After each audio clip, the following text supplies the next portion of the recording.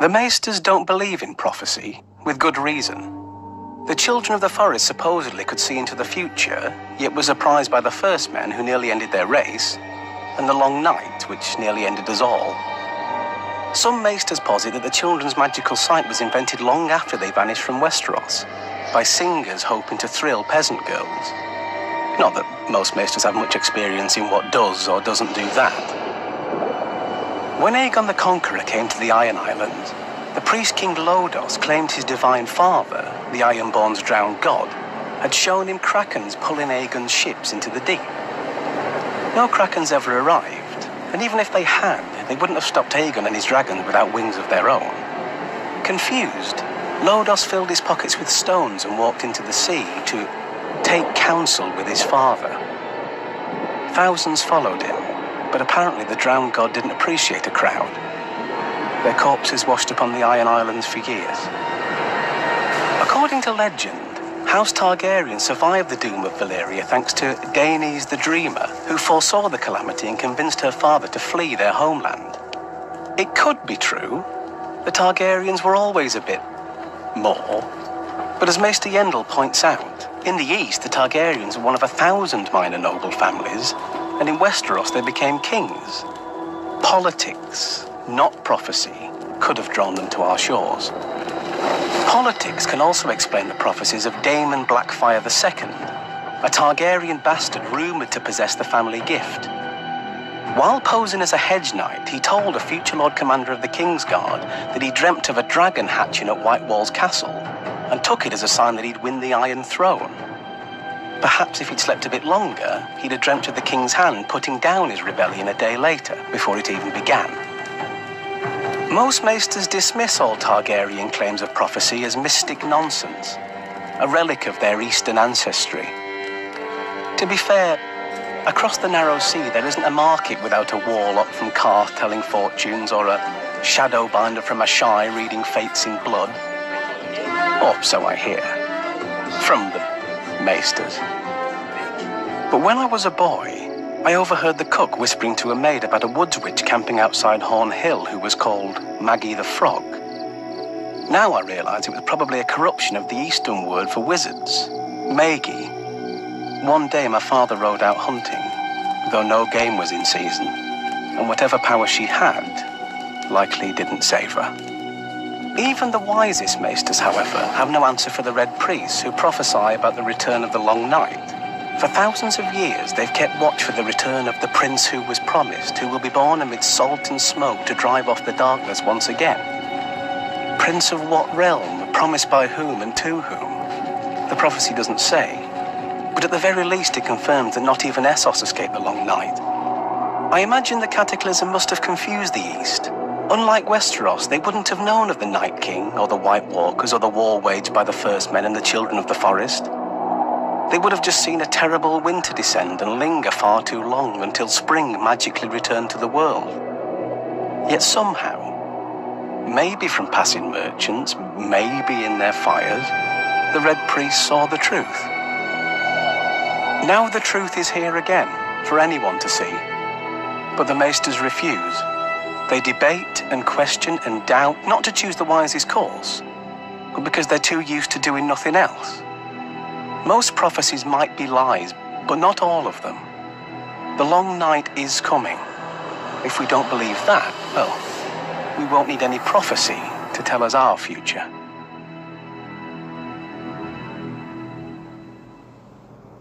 The Citadel of Old Town is the greatest centre of learning in the world. Not that it has much competition, really. Most lords think of books the way they think of younger sons. Useful to have around, as long as they keep to the corners. Back when House Hightower still ruled Old Town as kings, a crippled younger son sought solace in books and those who wrote them, and became the greatest patron of learning in his day. Scholars of all sorts flocked to Old Town to debate and write and debate. After this Prince Paramore's death, his brother granted land to Paramore's pets, as the wise men were called, though now they're known as Maesters. Like the Night's Watch, the Citadel accepts any boy into its halls, be he a lordling, peasant or bastard. Merit, not birth, determines advancement. Once a novice proves adept in a field, he forges a chain link that signifies his skill. Black iron is for ravenry, gold for sums and accounts, silver for healing, iron for warfare, Valyrian steel for the higher mysteries. Magic, though nobody likes to say the word in the Citadel, or explain how dragons fly or dead men walk. Once an acolyte has forged enough links to make a chain, he becomes a maester. Should he continue his studies, he might rise to archmaester and be given a ring, rod, and mask forged from the appropriate metal for his chosen field. The wisest, or most ambitious of the archmaesters might even be called to serve as a grand maester on the small council, responsible for steering the king and the realm, as well as keeping the Citadel informed of everything. The heart of the Citadel is the library, which contains tomes from all over the world on every subject imaginable, from the trivial to the essential to the restricted. If the world ended tomorrow, we could rebuild it with the knowledge contained in these books. Theoretically, let's hope it doesn't come to that. But as every novice learns, the Citadel is more than a building, more than a library, more than the Order of Maesters. It is an idea that we may know the world. Not completely, not in any one man's lifetime, but piece by piece, with each generation building upon the knowledge of their predecessors where they can, and preserving it where they can't. And, unfortunately for us all, forgetting it when they shouldn't. The Tyrells claim Highgarden, but they didn't build it. They claim descent from the first king of the Reach, but only through the female line. The truth is that House Gardner built Highgarden when they ruled the Reach as kings, not lords. And as their name attests, they were the true heirs of Garth the Gardener, who founded their house and the kingdom, and brought law and order to the Reach. He built Highgarden as a fortress, not a pleasure palace. In those dark days, the Ironborn raided up and down the Mander at will, and the Dornish were even more trouble than they are now. While enduring shame, a Dornish army once sacked Highgarden and destroyed the Oaken Seat, the living throne of the Gardener kings planted by Garth Greenhand himself. The Gardeners responded wisely, sending armies of their own to pacify and defend the countryside. My ancestors at Horn Hill joined them, as did the other great families of the Reach. Even House Hightower yielded without a fight, choosing marriage into House Gardner over a war that would weaken us against outsiders. But the outsiders still came. The Andals swept across Westeros, destroying many ancient families and kingdoms. When the invaders arrived at the Reach, led by Sir Alistair Tyrell, House Gardner chose accommodation over battle, hoping honors and marriages would sate the foreigners' ambitions. The Tyrells were welcomed into service as hereditary stewards of Highgarden. Thousands of years later, they repaid the Gardeners for their acceptance. When Aegon Targaryen declared that Westeros was now his, King Mern IX allied with King Loren Lannister of the Westerlands. Together, they fought to save Westeros from another foreign barbarian, whose family practices put decent men to shame. But the dragons won, and the Field of Fire claimed Mern and all his sons, grandsons, and brothers. Instead of using the castle for what it was built to do, Harlan Tyrell surrendered it to Aegon without a fight. In exchange, Harlan was given the castle his family had served for thousands of years, with all its attendant lands and lords, including my family. Perhaps the Tyrells were great once, but Harlan gave away their honor when he opened gates that weren't his to open, and to a foreign invader. Ever since, there hasn't been a Lord Tyrell who wasn't a mockery of the title. Women rule that house. Everybody knows it. And look what it's wrought. Their proper lord, heir, and queen, dead, leaving only a shrunken old woman who forgets her loyalties to the realm either in grief or dotage. But her thorns won't protect her more than any other rose when the hand comes to rip them out. What the king dreams, the hand of the king builds. Or, so say the kings, the hands, and the lords who wish to be hands. The lowborn put it differently. The king eats, and the hand takes the shit. The fact is, most kings hate ruling. We shouldn't blame them. Their only qualification is blood. So, naturally, they're wary of a seat made of blades. Far better to find other men to rule in their stead. But how should a king select his hand? Family? One king chose his brother, Prince Maegor, a warrior who was proud and arrogant. Maegor agreed to marry the High Septon's niece to unite the faith and the crown, but then secretly wed a second wife in a Valyrian ceremony, artfully combining bigamy and heresy. Now, when word of it got out, the king was forced to exile Maegor and choose a Septon as his new hand. But the damage had been done. The king had trusted in family, and his brother had set off a rebellion that would claim his rule and his life. Strength? As little more than a boy, Sir Criston Cole replaced the legendary Sir Ryam Redwine on the King's Guard and soon rose to Lord Commander. But knights only know one way to settle disputes. When Prince Aegon's father died, Sir Criston slit the throat of an advisor who objected to Aegon's ascension over his aunt, the anointed heir. His actions so pleased the new king, Aegon, second of his name, that he appointed Sir Criston as his hand in the ensuing civil war, called the Dance of Dragons. Neither Sir Criston, nor the king, nor even the Targaryen dragons would survive it. Perhaps it's no surprise that the wisest king in the history of Westeros made the wisest choice for his hand.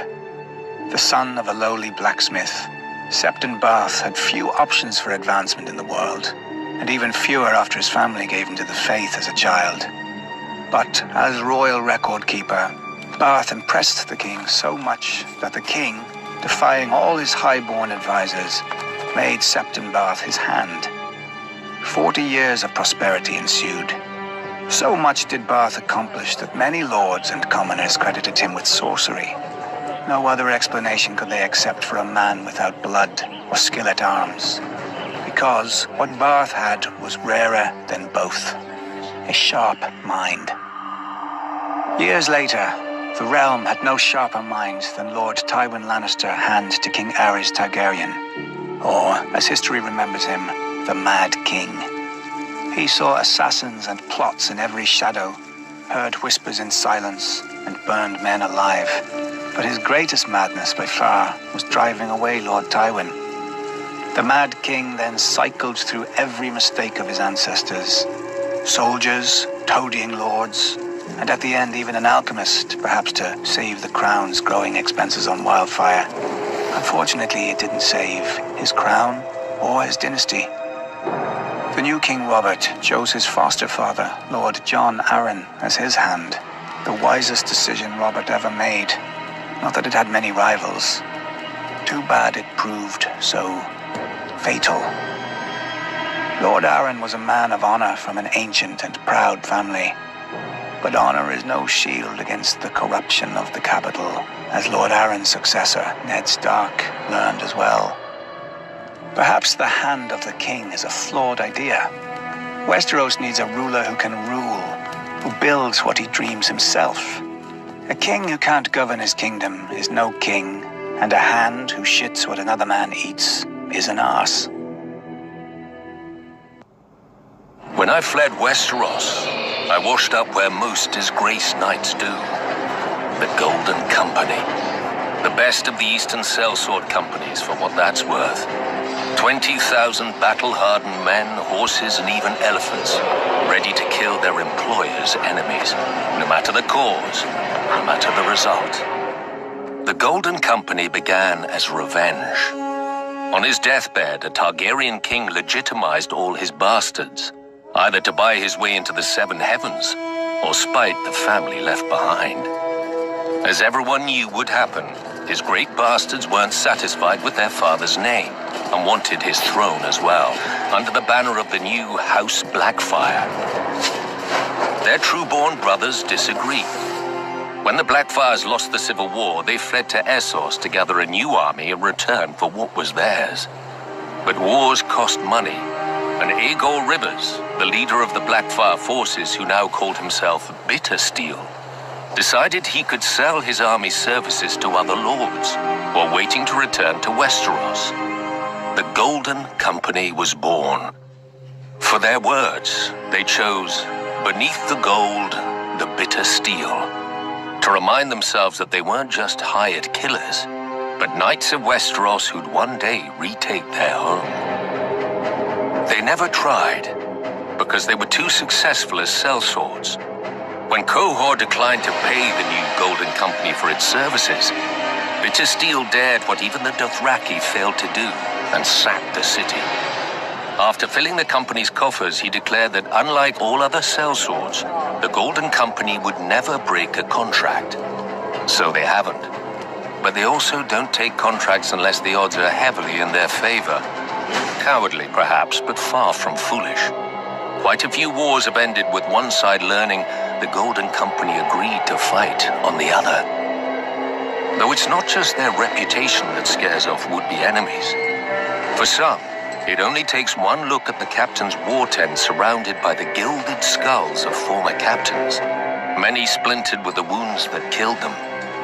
Any sellswords who'd waste that much gold must have a lot of it, and nobody pays in defeat. Could the Golden Company ever take Westeros? They get more practice fighting than the average knight, and their elephants could make a mess on a battlefield. But men who fight for gold will never fight as hard as men who fight for home. I should know. I've done one. Now I do the other.